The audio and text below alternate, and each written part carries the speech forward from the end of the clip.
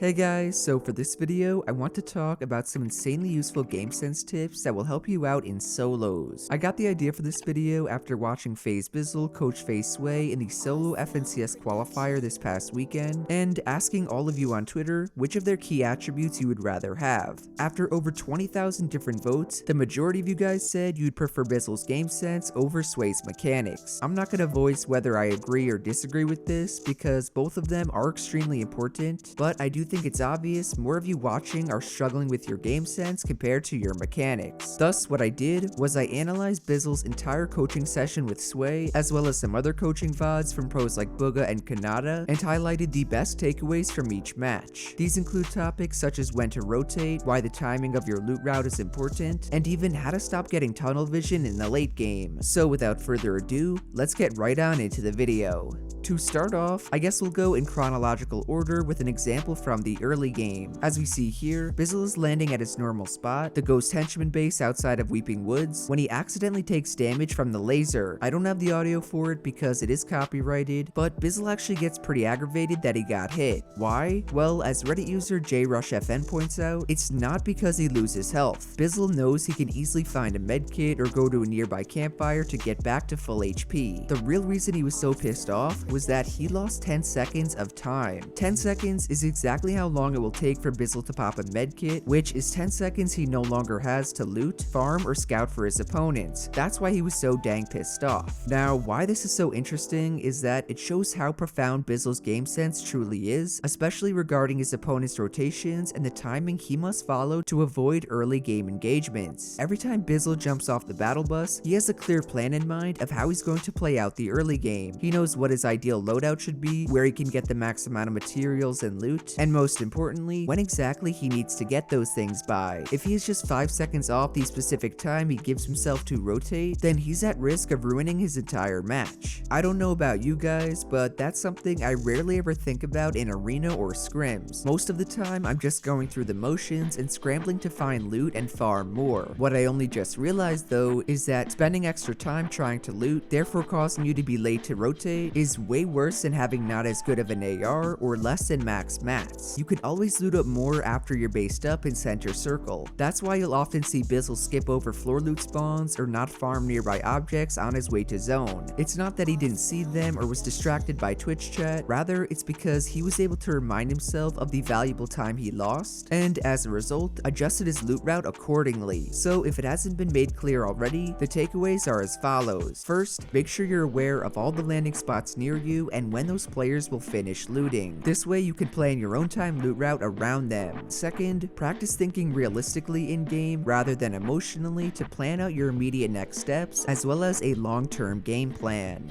Moving on to our mid-game examples, even though they can kind of be counted as late-game ones, and we're joined on board with the controller god, Innocence. During his entire qualifier, Innocence was getting coached by Tfue, but I think it's important to note, I'm going off Bugha's interpretation of the play. Anyways, Innocence is in a normal-sized lobby, about 20 people or so for the moving zone, and is deciding on how to rotate. He actually asks Tfue if he should use his launch pad. Tfue says no, so he decides to build his way in over the water. As that's happening, however, Bugha is watching this all unfold and begging Innocence to use his launch pad. When asked why, he basically explained that the first moving zone is the most important one to save your mats on. This is because it's the initial moving zone, aka the one with the most people left alive for it, and it has the biggest circle, therefore being the safest to rotate via launchpad. Notice how Innocence started the entire play with over 700 mats, yet after he uses his launchpad for the second moving zone, one zone too late, he ends up with only 100. Had he just launchpadded the first moving zone like Bugha said to, he could have boxed up and gone the same distance on foot for the second rotation by only using half that amount of mats. Instead, he made the wrong decision and was forced to get aggressive to refresh his mats, ultimately resulting in his death. Now, before we get to the big takeaways, I just want to show this other clip I saw on Bugha's stream just a few minutes after the Innocence one from AsianJeff. AsianJeff, who is a pretty well-known creative player, is getting coached by Clicks when he's put in the same exact position as Innocence. He has a launch pad, he has to rotate across the zone, and it's actually the first moving one. The main difference though is Clicks makes the right call to launch pad the first moving, and AsianJeff ends up not wasting all of his mats. The part I wanted to focus on was what happens for the second moving zone. Circle is pretty far away from him, and he decides to cut through the middle of the safe zone in order to get there. He protects himself decently well, but since he's within everyone else's line of sight, he ends up getting sprayed to death. What he should have done instead, as Bugga pointed out, is rotate southwest behind all the builds that are already there. Everyone on that side was moving on their feet and rotating in the same direction Bugga said to. All AsianJeff needed to do was follow them in while protecting his back. However, because he disregarded those opponents rotating to his right, he ended up rotating way too quickly and dying. So for the takeaways, first, always try to use your launchpad during or before the first moving zone. Any zone after that is way too small and dangerous to be launchpadding, plus you won't have enough mats if you waste them all rotating on foot. Then second, if you do end up launchpadding and have a lot of materials for the next moving zone, do not waste them for no reason. Just because you made the right decision for one zone does not mean you're invincible and cannot make the wrong decision for the next one. Simply chill out, plan the safest and most mat efficient rotation, and do your best to stick to it. Do not, and I repeat, do not count on your mechanics to carry you out of bad rotates, because even Sway, who you will see in a minute, can't outbuild the entire server spraying at him.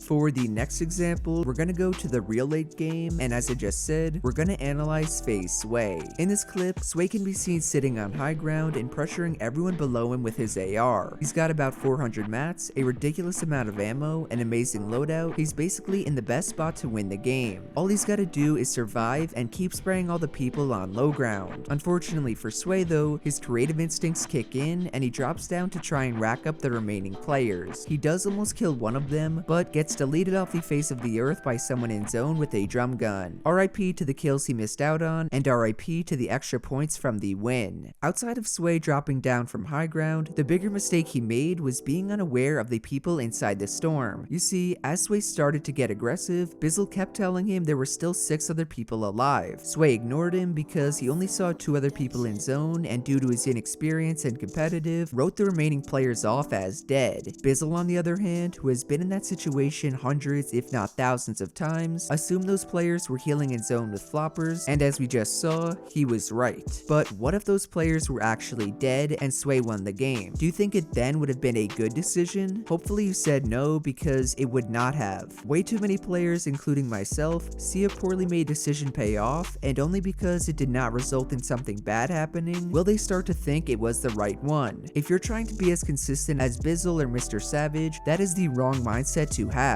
Simply because a play resulted in a kill does not mean you should have made it in the first place. You constantly have to be thinking about the worst outcome that could have happened and make your decision based around that happening. Sway did not account for that, as he completely forgot about flopper players, and it resulted in him throwing the match. So I won't do an ending takeaway for that example since I just said it, but my parting message is to make all your decisions based on the worst possible outcomes, aka play safe.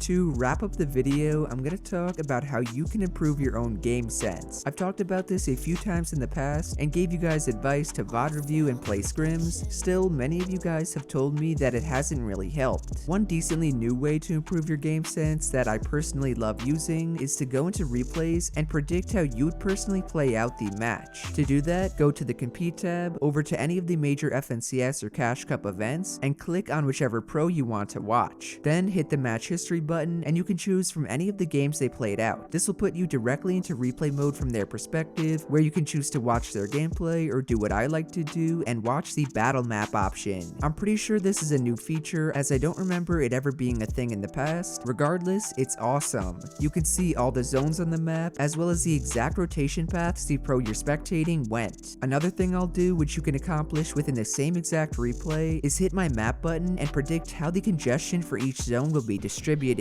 For example, I'll skip ahead to the 3rd or 4th zone, and only based on the direction of the battle bus, I'll guess which side of the zone will have the most people in it. This way, in game, I'll be able to know where to position myself in order to avoid other players and have easier rotates. Lastly, and not using the replay system, I'll ask questions when I'm in a pro player's chat, essentially getting them to talk about their thought process. Don't ever be afraid to ask questions and get your teammates or your favorite streamers to explain their decision making. The more knowledge you have, the more more informed your own decisions will be, and the smarter you will become as a Fortnite player. Overall guys, those are the most important game sense tips I have for Chapter 2 Season 2. To recap, remember to plan and adjust your early game loot route depending on who lands near you. Always use your launchpad for or before the first moving zone. Do not waste your mats trying to rotate on foot when you don't have to, and make sure you're aware of the worst outcome that can happen, then form your game plan around it. On top of that, to practice your game sense, go into replay mode to predict rotations and congestion levels, and like I just said before, ask people you play with to explain their decision making. So if you guys enjoyed the video or you learned something new, do be sure to drop a like, subscribe to the channel, and to turn on post notifications. Shout out to everyone using code JERIAN. Remember, I'm hosting a giant giveaway. All the details for it are in this video on how to get good fast. Otherwise, that's it from me, and I will see you guys in the next one. Later.